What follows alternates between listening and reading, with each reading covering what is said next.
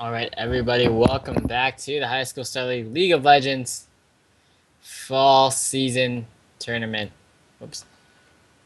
And, oops, okay. Anyways, we're back here with the second match of today, and actually the last match of today, between Hiram Johnson West Campus, High School, I think it's High School, versus Mount Carmel High School B. Mount Carmel High School B. Or maybe it's just Hiram Johnson. Okay, anyways, whatever. We're into this game here. It's going to be a best of two. How it works is that it's circuit points. If a team goes 2-0, the winning team gets 3 points. If it goes 1-1, then both teams get 1 point. So far, right now in the standings, it's only one game or one match into the current weeks. It's like one match every week here, and both of these teams are sitting over at 3 circuit points, which would mean that they have done very well and have gone 2-0 several times. So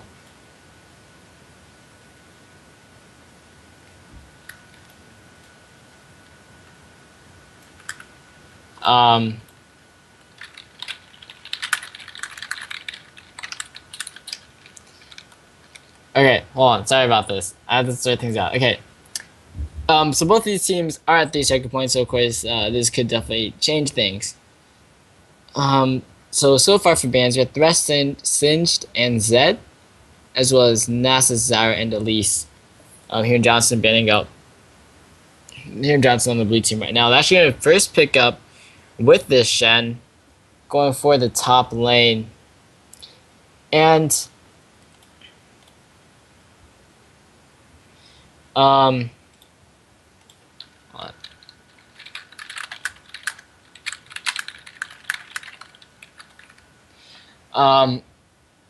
he's like obviously a great top laner, Shen, good global presence, and he's also has the ability to build very, very tanky. Of course, he's also really nice in trading. However, they have just picked up Renekton as well as Lee Sin. Renekton definitely going to be pretty interesting versus Shen. Both of them have pretty nice sustain. Of course, Renekton having the Cold to Meek, or the 3 stacks plus the Cold to Meek, and of course they're also having Lee Sin here, which is a very, very popular jungle since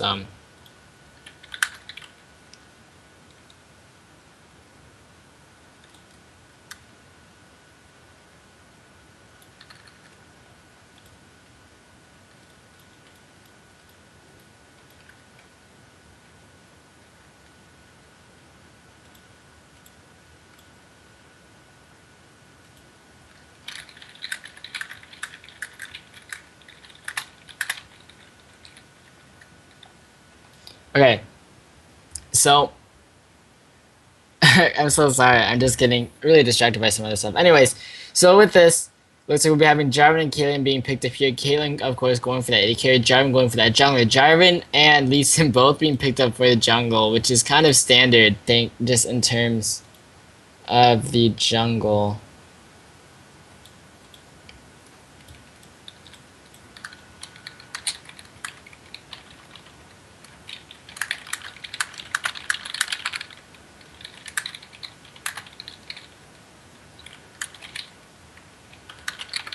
Both of them just being popular jungle.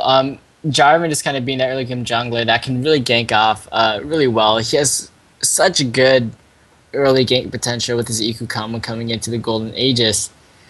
And of course, Lee Sin being that very mobile champion. So bottom lane has just been picked up here with Corki as well as Nami, which is a very interesting bottom lane. When you see Corki, you usually see like a Sona being paired up with him. Really nice focus that can come out of those two. However, this Nami definitely could work. If she's able to land an Aqua Prison onto Caitlyn or Janna, the Gatling gun that will just pretty much be completely onto whoever is caught within that, and it can put off a lot of damage.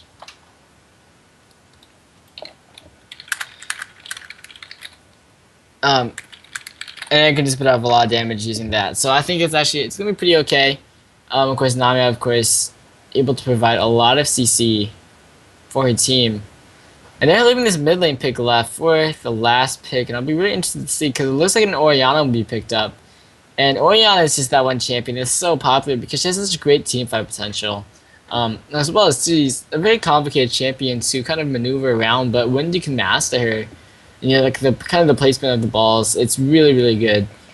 She'll have, kind of the ball carries that people call it. Jarvan can really go in with that EQ combo. Cataclysm can get that shockwave off coming in around him, as well as having that Shen that can get on top of Jarvan as well to give him some more tankiness to get into that team. They also have Sona for their support here, which also helps because she has her Crescendo for her AoE. And so it's going to be a Sona and a Caitlyn down bottom lane. So they have a lot of nice poke coming in for his bottom lane just versus this Corki and this Nami.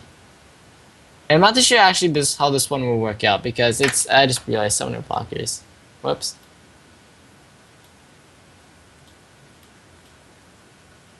But it's a really interesting pick that came off, and it actually looks like Ahri. Oh, I thought in my mind it was gonna be an Ahri pick for this mid lane, and it actually was true. Ahri Orianna is actually a matchup that's seen quite often, and it's kind of it can go either way because there's potential for outplay on both these champions. Maybe like Orianna is able to catch Ahri coming off of a Spirit Rush, or maybe Ahri is able to Spirit Rush away from like the Shockwave. Things like that can always happen, and it's kind of a very iffy matchup because I've seen it very often. It's kind of either way, and of course, Orianna has a lot more teamfight potential, or teamfight usage.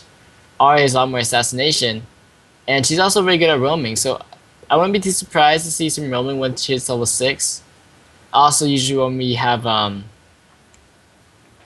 Ahri that just hits level 6 before the enemy champion, she goes straight in. So we might be seeing that coming up. Alright, we can go ahead and get into this 3-minute spectator delay, so we can go ahead and take down these summoner blockers. And we're pretty much seeing what we've been seeing all day today. We're actually seeing Ignites coming in for both these supports. Nope, just Nami. Ignite coming in for Nami here. And this is going to be interesting because, well, he doesn't really, actually no, this is a good pick because you don't really need an exhaust on this side here for Mount Carmel High School because you don't need the exhaust because there's no one that's going to be a huge hyper carry. Of course, Caitlyn is going to be too far out of range, I think, for the exhaust unless Nami goes really, really far deep in. And everyone else is pretty much, you don't really need it because there won't be any huge damage dealers that you would need to exhaust. Like maybe like a Zed, because he's banned out, or Lee Sin. Of course, Sona's going to need that because it's Lee Sin, there's Renekton, there's an Ahri that would be really nice to exhaust, I think. So I do like that pickup. That's just kind of what always the difference is, I think, between the exhaust versus Ignite. So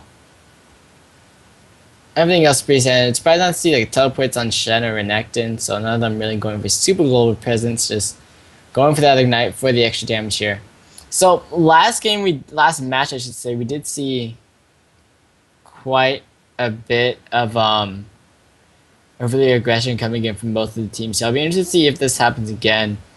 I believe first blood actually happens within the first few minutes of the game in the last few matches. But there's a lot of CC that can come down. Really, there's multiple CC. There is, the Nami knockup, of course, which is really good at early game because that's a really nice knockup. And there's a lot of early game damage coming out from Corki as well. There's potential stun from Renekton and the charm coming in from Ahri, and Lee Sin's pretty strong early game. We go over at Hiram Johnson West Campus. There's also the taunt that can come off of Shen here. Caitlyn has very nice range early game, and if she gets more auto attacks, of course, she can get those headshots in there, do some damage. Jarvan's a bit iffy early game, of course, needs that EQ combo to really be super effective. However, his Martial Cadden's passive can definitely put on the hurt. And of course, Sona able to hit quite a few targets. Anyways, with this, we're going to be going into a very quick commercial break, guys. We'll be right back to you with this game between Hiram Johnson West Campus and Mount Carmel High School in the Best of 2 series. So stay tuned, we'll be right back. And thank you for tuning in.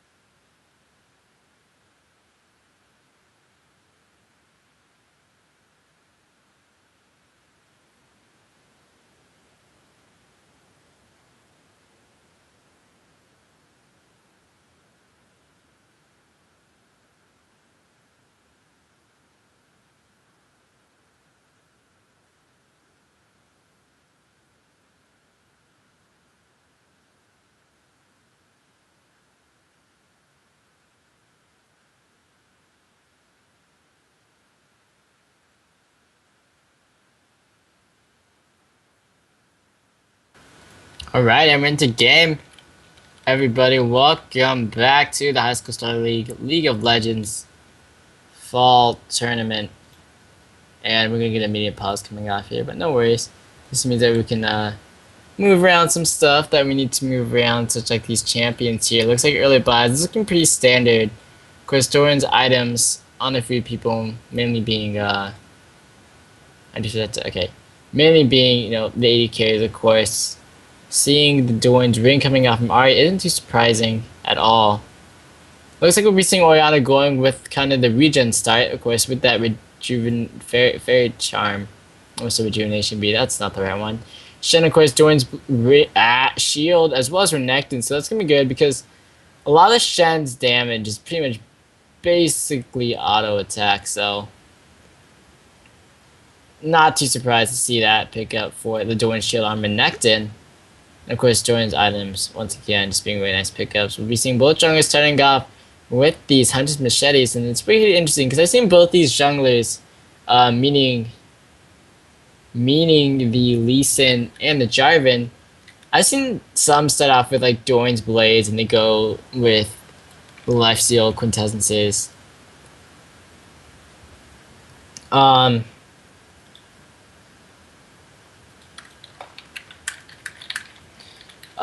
Because, both of them do have some nice early game coming in, and that's kind of where Doran's Blades shine.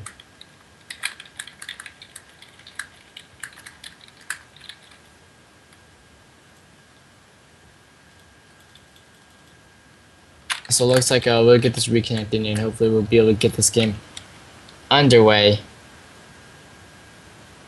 And it's gonna be an exciting game. Looks like they'll really get into this. Someone was second load screen for some reason. Oh, that's a bit unfortunate. Right, please.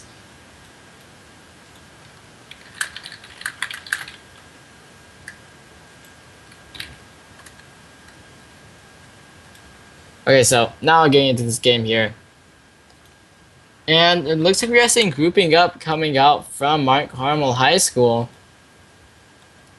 which isn't a bit too surprising. I did give them the advantage for the early game. They did decide to go for. They might just be moving around, putting up boards, of course. Safety in numbers is pretty much the motto of early game movements here. But they are hanging around here in a pretty weird position. I think they're waiting to see if the support comes in here for the ward, which actually looks like, oh yes, here, My Nightmares is coming into this bush. Captain Jack putting down the ward, but they decide not to make a move after that, so that's really weird, because they decide to set a trap for that bush, but they don't go in when somebody actually goes into that bush, so not going to happen there. They're just going to go ahead and let that go and go back. It actually looks like we're seeing a lane swap coming in here from the side of Hiram Johnson West Campus. We're seeing Keela and Sona poised to go up top lane, and Shen going down into that bottom lane, so Shen's a fairly decent 1v2 laner. I guess they don't want to lane against the Corki Nami, which definitely can be a lane that isn't too fun to go up against. Renekton should have a decent time 1v2ing, I think. However, he has started with the Doran's shield, which isn't always the best 1v2 lane start because of the fact that you don't have enough instant regen from things like the health potions and things like that. He does have the Doran's shield to block out some auto attack harass. However, it is pretty nice if you were able to get more instant regen in the form of potions here. So he will be having reduced damage to him from these auto attacks from Caitlyn, but it's still going to be some damage dealt to him. That's going to be really, really difficult, I think, for his Renekton. Shen, of course, he does have a shield. He already has his regen coming in from the Vorpal Blade, so he'll probably have an easier time in a 1v2 lane more than Renekton will be having. So, normal jungle sets coming off from both these junglers. Of course, getting those Smiteless Leashes. Being level 3 before they decide to do anything. It looks like Jarvan wanted to head down to this bottom lane to really help out Shen here. And this is kind of what happens when you go 1v2 lane. Is you see the junglers are just being forced to help out these solo laners. Ends up being 2v2s. And I mean, it's all going to be about the race to the tower. It does seem like Mount Carmel High School isn't too eager to get to that tower. They're definitely holding back a little bit. Actually, making some damage right now. But I won't really be going in. Top lane definitely being pushed up really hard by Bite and Captain Jack with 2 C's. But yeah, they're really pushing this one up hard because, of course, they did initiate this lane stuff. So it looks like they really want to get this lane pushing. Bot lane being pushed up, but not too much happening from there. So it's all about which jungler and top lane and combo I think want to go aggressive or whether or not they get way poked down. And actually looks like Talbot wants to go aggressive. He has stun going off onto Captain Jack. Q does land from 6 Senses. He's going again. The Ignite does go down first, but getting over there. Then Red Buff got in there. Meanwhile, bottom lane actually going in as well. Taunt coming in from Quaggan here at the GGU. He's going to be flashed upon here. Barrier However coming up to deflect the damage. So first blood going over to Mount Carmel High School. Being picked up there by 6 Senses. And Hiram Johnson won't be able to return the kills there, so very, very nice engage coming in from Joda Eskimo and 6 Senses up in that top lane, really using their early game power of Lee Sin to their advantage. The mobility coming off really, really well, as well as the double dashes from Joda Eskimo to close off a lot of distance and get in there to pick up a kill. 6 Senses now able to hang around up in this top lane, putting down pressure onto Bite here, really taking down solo. Ribuff is taking down. He's slowed down, might be able to pick up his kill. Barrier comes off. Bite will be able to live, but just barely getting low. Only to about 100 health there. And that's the early game Lee Sin. He's already level 5, on his way to level 6. And that's putting him at a significant experience lead over Jarvan, who's actually right now in this bottom lane helping out Quaggan on Shen there. Top lane just got pushed up. Joda Eskimo was only level 3, which is pretty silly, seeing as Nelly's a little bit higher level than he is. So about a 500 gold lead in favor of Mount Carmel High School. Nothing too surprising, just with the advantage that they've been able to pull from that first kill. Really leading the CS. The jungler is 23 CS on Lee Sin, 8 on Jarvan. Shen is almost double the CS of Joda Eskimo, but I mean that kill and the assist do sway it into the favor of Mount Carmel High School. It sways the gold lead into the favor of Mount Carmel High School.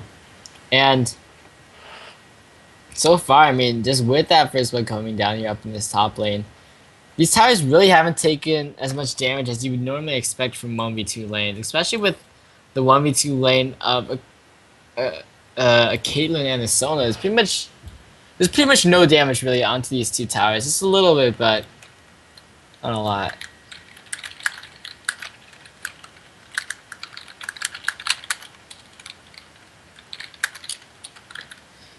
And I don't know, it's really surprising to see not that much of a push coming in from here.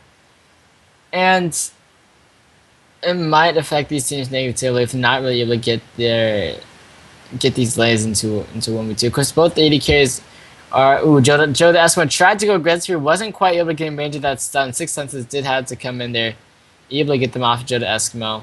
Did take some damage in return there. However, Joda Eskimo definitely being hurt, I think, by this 1v2 lane, because we just saw him tried to go aggressive with 6 Senses to come in to back him up, but wasn't able to close the distance and was forced back because of it.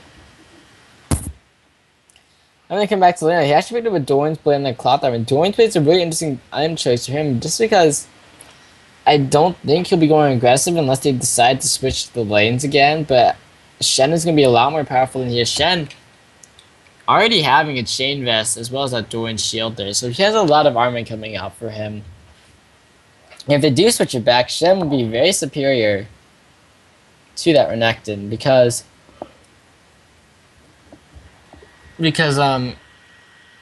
he has so much armor.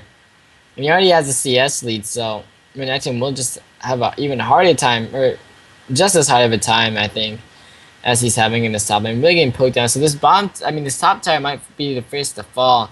Bottom tower has held up pretty well. Quaggan has been able to deflect the creeps, but Joda Eskimo really getting poked down by the long range coming out from Caitlyn. definitely doing a number on Joe the Eskimo. So other builds coming in here, of course, we're seeing Lee Sin go for those Dorian's Blades, as well as a Sight Zone being built into there. Pretty standard on Lee Sin. Other builds looking pretty standard as well. Corki most likely building into that Phage. Caitlyn might go for the Infinity Edge. Might just be having that Vampire accepted there for region, but I would expect the Bloodthirster coming in there from Caitlyn.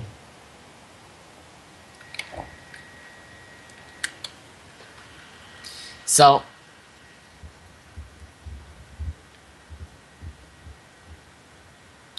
okay, I'm sorry. Okay, so, oh my gosh, I'm getting so tired from this. Okay, so anyways, solo casting is difficult. We are having more people go back. Chalice of Harmony, of course, I think it's Holy Grail coming in for Orianna. And I finished Codex here onto Ari as well. So, top tower did finally fall. Gonna give Hiram and Johnson some gold. And it actually does tie up the gold leads. And looks like, yep, they're gonna go ahead and switch their champions right back down. So, Renekton gonna have a pretty difficult time, I think, up in this top lane. Quaggan has almost 900 gold to spend from this. And actually decides to not spend it. Or is he going back to spend it now? Okay, he's gonna go ahead and pick up boots and cloth armor. So now he's sitting over at, well, actually mid lane. Snatch coming after here, but now Shen is sitting over at 112 armor, which I'm pretty sure is more than anyone else in this game at this point. So him having this armor is going to put him at a very distinct advantage, I think, over this Renekton up in top lane. And looking over at bottom lane, Caitlyn about 200 gold actually ahead, of course, because actually Town coming up into this top lane did Esmo. Forced to use the 2 dashes away, but just took quite a bit of damage from that.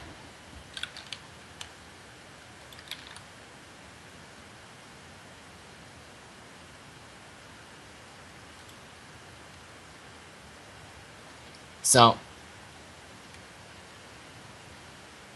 with this pressure coming here onto this bottom lane, and Ashley is going to make some damage coming in from these guys here. As in the mid lane, Zatsu, the Shockwave does come off Cataclysm as well. Hanto Nisugoi. I guess I said it. It picks up the kill there. 1-1 now in terms of these kills.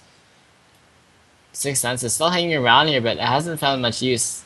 Does he realize My Nightmares is here? We'll be running into him, throwing out the 10% the cripple. We're throwing out the Sonic Wave as well. EQ combo from My Nightmares to get away from that. When Dragon is up at this point, and both these teams are definitely grouping up around this. Hiram Johnson definitely could start it up because Zatsu just respawned, and they have Quaggan with that Shen ultimate if he really wants to come in here. But looks like they want to get a little bit more of a distinct advantage here, as they have 4 people down here to this bottom lane. Most likely just to push down this tower. They have a very nice tower pushing crew, of course. The flag from Jarvan is nice. Tidewave coming in here. Captain Jack taking damage. There's the rockets coming off of Corki. Zatsu is about to join up with the team. So we'll see if they actually want to engage or not off of this. Because both these teams are fairly low in a few of the champions here. So it looks like most of them will just be going back. Dragon still up. It's still an option. No one's going to decide to go for it. So I think Holy Grail quest onto that Orianna. Really nice. Especially against that Ari. And just for Orianna in general. Getting that magic resist coming out for her. There is Corki building up with the Trinity Force components. Of course. And this Caitlyn has, of course, the CS advantage. We're going to have the advantage as well from the tower being picked up by them. It actually went for the pickaxe, so it's kind of, maybe it was at the point it's like 1,000 gold, which is like 500 away from BF sword, but it's good enough for pickaxe, so he decided to go ahead and pick up that pickaxe. And he might just sit on it for a while and just go for the Bloodthirster. So that way he's going for the other option, which would be buying Infinity Edge and just keeping Vampire accepted. Meanwhile, mid lane kick coming in from 6 Senses onto Hanto and Nisugoi there. Shockwave does come out. Shen ultimate is coming in here. Was cancelled by the Renekton. Now Orianna will be going down. 6 Senses with that kill. And Joe the Eskimo was able to use his Ruthless Predator stun to cancel that ultimate coming in there. So now with the Oriana down, we will be seeing the team of Mount Carmel High School deciding to go for this dragon. And they should just be able to pick this one up pretty freely here. Captain Jack is around. This 2 pink wards actually in the same place right here. Bombing tower does go down here, so they might decide to contest it now. You can come from Jarvan. There's the Calican as well as the Crescendo. Tidal Wave coming in. However, My Nightmares is in the front of the line. Bite is trying to get in to get some auto attacks off. Flash, the Q coming in. 6 senses and Zatsu as well as... Oh, there's a Piltover Peacemaker from Bite to pick up the kill. Meanwhile, Sonar did go down. GG taking up Captain Jack, but still chasing after 90 Minette to get over the light. So here, auto attacks picks up that kill. GG was still around here as well as Zatsu. Bite, however, looking pretty healthy. Has that blue buff running for him, so has some nice amount of mana that should be coming in that exchange. So it's 3 for 3 now. However, Dragon did go over to the side of Mount Carmel. However, Hiram Johnson West Campus was able to pick up 3 towers after that, and it keeps them at the very, very nice gold lead here. And, oh, actually, top lane flashing from Joe the Eskimo, chasing after Quaggin here. Will not be able to catch up. Flash away from Quaggin to get out of there. Flash is used by Joe the Eskimo as well as his ultimate, as well as Ignite. We'll be able to force, actually both of them are going to be forced out of lane because of this one. Unless, nope, Hanto needs to go. He's not fast enough to stop that back. So Sunfire Cape being picked up on Shen here. Nice item, of course. Seeing as well with the stats, especially when he decides to Shadow Dash into a team. He has like, oh god, relative. It's pretty much like a Thornmail kind of going on for him. With some health and armor mixed in. It's a very nice item. Just in terms of team fights. Really being able to burn down people. So, top lane we're actually seeing 6 Senses coming into here onto Quaggin. They want to go for this kill. Slows are coming off here. Quaggin gonna get chunked down this tower. Definitely something you probably want to go for at this point. It's a little bit less than half HP. And definitely can go down pretty easily.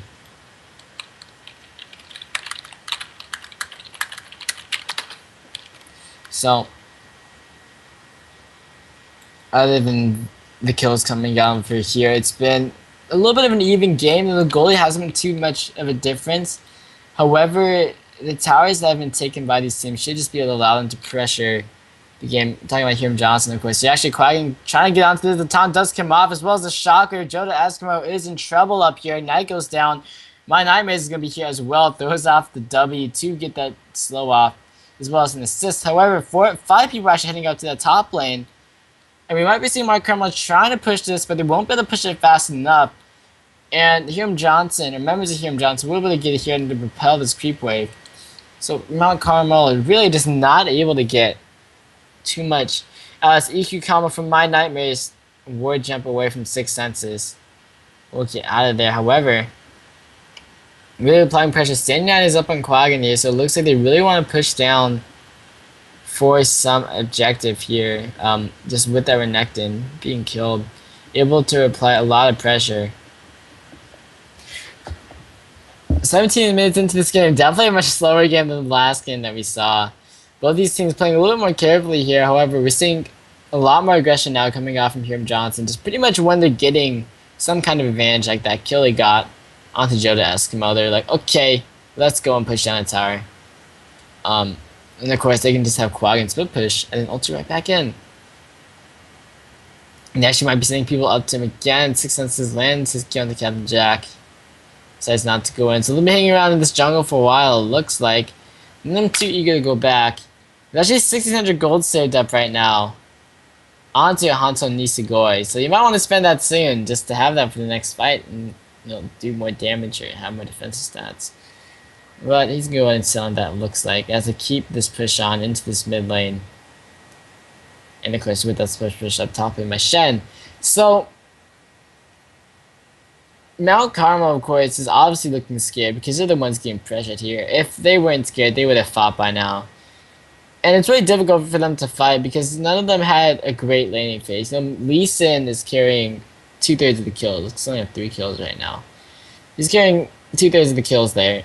But he has not really been able to build up too many items. He didn't go for that damage to Lee Sin build with double Doran's blades. He went for the Spirit of the Ancient Golem. And now Quaggan's actually in trouble up in this top lane. You go Shadow Dash over the wall right into a kick from Six Senses. Zatsu able to secure that kill. So now it's 4-4. And now Lee Sin only has half of those kills. However, his bottom tower is getting taken down here by Bite.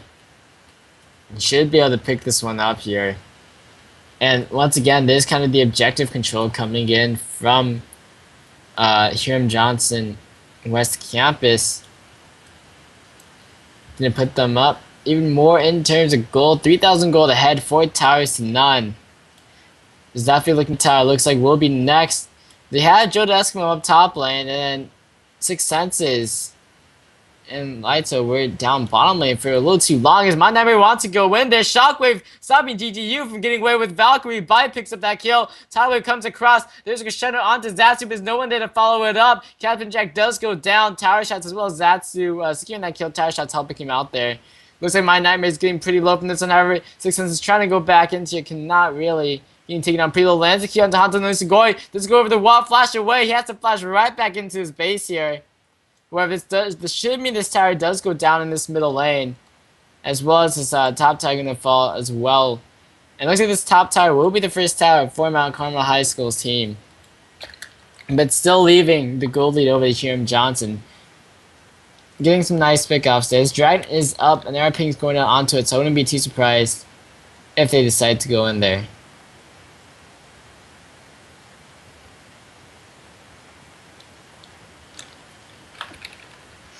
So here we go. We're going to go ahead and have this dragon started up here. And, I mean, that should just be even more gold coming in for them. So 4,000 gold in the lead now. 600 is going to hang around. Does put down this ward. Can't really go in off of that one, though. Around a little too many people.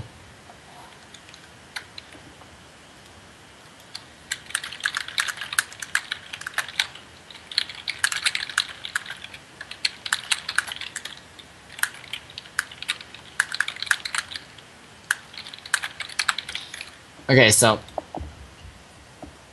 the pressure is definitely mounting up here for Hiram Johnson. It's slowly building up this goal lead. It's been going very, very slowly for them, though. But they've been able to secure these objectives, which does give them a lot of map pressure. However, what we really saw from the last team, which was Mir Mesa, I think, was able to win dominant games, was in their first game where they were super objective-based.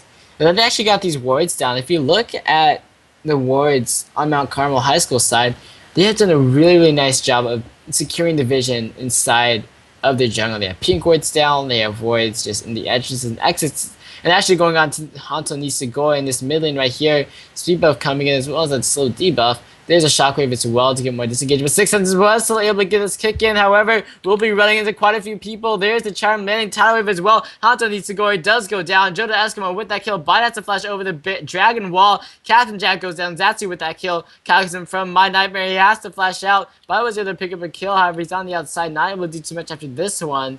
Quaggan is around. Has to shadow dash over this wall. It looks like they might go ahead and turn around onto Bite 9 caliber net as well as Pilt over Peacemaker to put in some damage. But nice 2 kills, 2 for 1 exchange from Mount Carmel High School. So we're really getting that advantage. I think that was really well done by them. And it'd be really nice if they were able to get a tower. And oh, Bite's gonna get caught up with an Akka prison. He's gonna go down, shut down right there. Quaggan used his ultimate and wasted that Stand United there. And now they're pinging down onto this tower to take it down. It's at full health right now, but I think they should be able to take this one down. Quaggan's here actually gonna get this Shadow Dash coming in, EQ combo from My Nightmares as well. Trying to dive in onto this one. Captain Jackson coming here as well. He still has this crescendo up. Shockwave as well into Hanto Nisugoi. They're going to go ahead and make My Nightmares the ball carry. EQ combo into the team. Shockwave lands into Zatsu and Jodo Eskimo. Crescendo lands onto 3. Aga Prison comes up. Quaggan is going to get taken out. My Nightmares is up next. That was just a huge turnaround coming in there. Hanto Nisugoi now in trouble. A triple kill there for excuse me, a triple kill there for Zatsu. Did get taken down by Anthony Sugoi, however, was able to pick up quite a few kills. A nice turnaround coming from Mount Carmel. So from this game, they've been able to pick up a 4-kill lead. Still losing a 4 towers, however, in this top tower is getting pressured out, but they should be able to save it, of course. But still, I mean, we have one team leading kills, one team leading in towers. It's whoever can play right. 6 senses. Oh, that Q landed onto Hanto Nisagoi, but decides not to go onto that. It might have been out of range, actually. However, with this Trinity Force has been finished up on this Corki, Infinity Edge on that Caitlyn. So gonna go for that heavier crit build. Zeal coming in for her as well, and actually picking up the home guard, which is a really interesting choice. Not going for the Fury, so I guess isn't too scared of having to kite away from people. Corki going for the sorcerer shoes is pretty standard. He'll probably go for the Fury enchantment because it just combines so well with that Phage. Getting lots of extra movement speed. Already having finished up this DFG and Zanya, 7-2 right now. Hits that huge power spike there as Joda Esmo really wants to go in for this fight. Q is unable to land. 6 senses steps on that Caitlyn trap. That would have been a nice engage because Kanto Nisagoi was not there yet. And Team Hiram Johnson really do need to be around to actually win a successful fight there. So a little bit unfortunate for Mount Carmel High School. Unfortunately, missing that kill potential, but what can you do?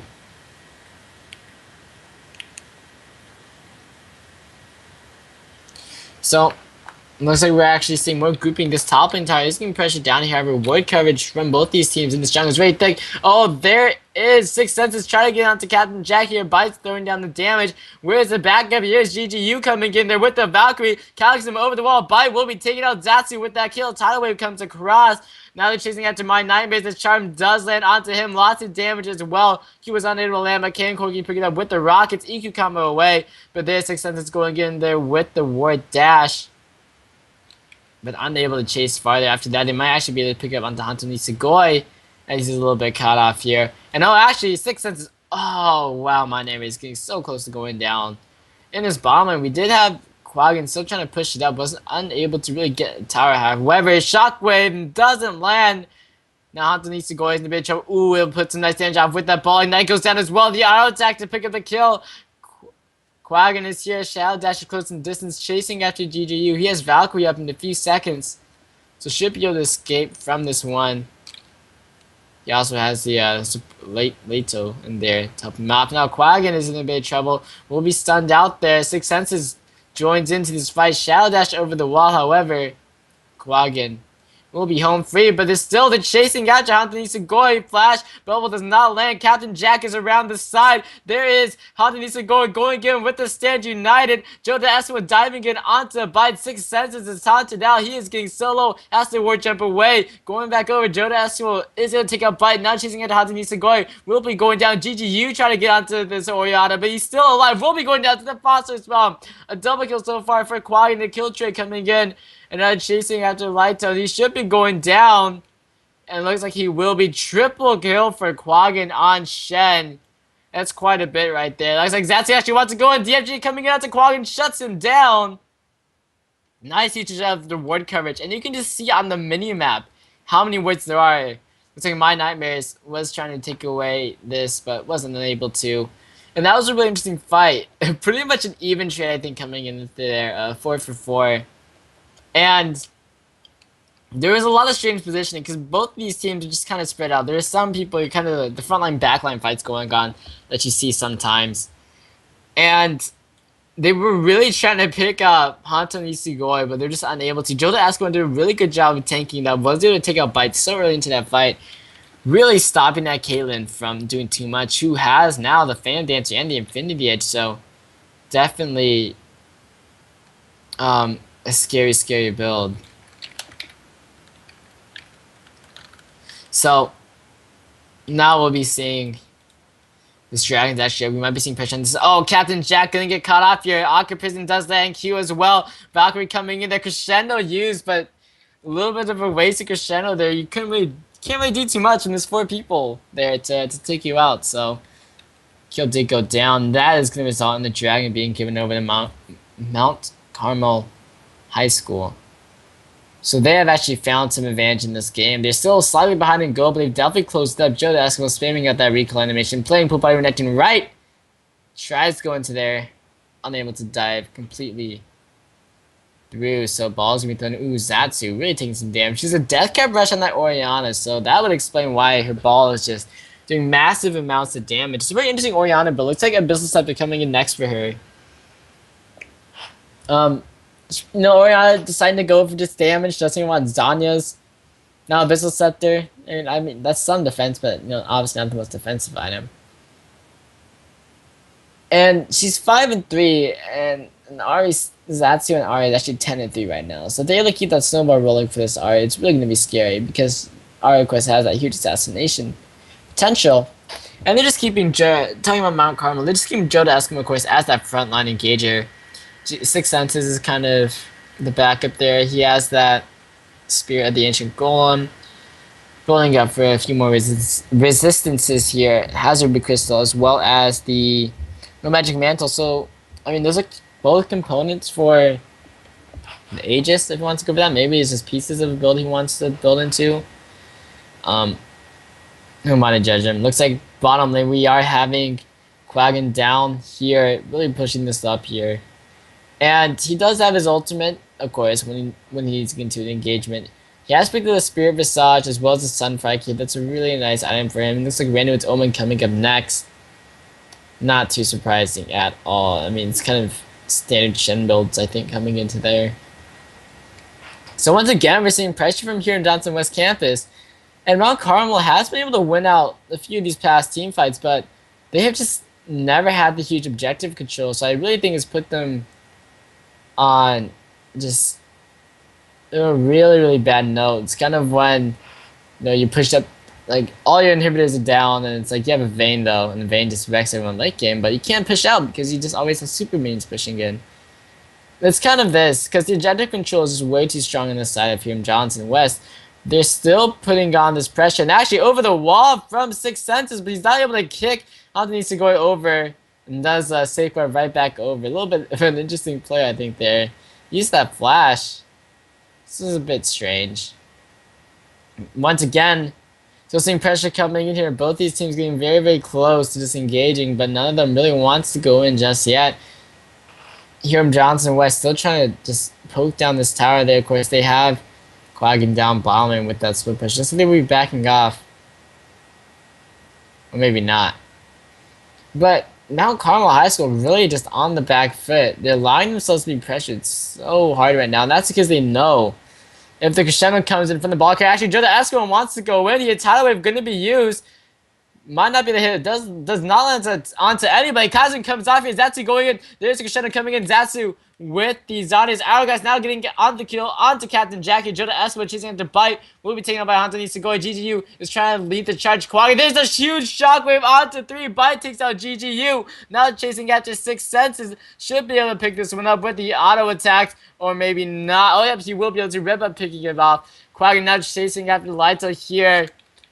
If he has a Shadow Dash up, he will be able to get it, but maybe not. But still, a nice team fight. A huge shockwave actually coming in there in the middle of that fight from Hanto Nisugoi to get that really, really well played from them. And this inhibitor will be going down. And with 30 to 20 seconds left on most of these guys, they actually might be able to end this game right here. They are pushing on for these next attacks and taking out rather quickly. And this is actually looking like game 32 minutes into that game here. On a very, very back and forth game, we saw Hiram Johnson West Campus having the lead, having the objective lead, and they were able to come out on top using that. So this first game in this best of 2 series goes over to Hiram Johnson West Campus. And we'll be right back. We're going to play a quick commercial break. We will be right back with the second game of this series. So everyone, thank you for watching. We're going to play a quick commercial break. And once again, we'll be right back with the second match of Hiram Johnson West Campus versus Mount Carmel High School.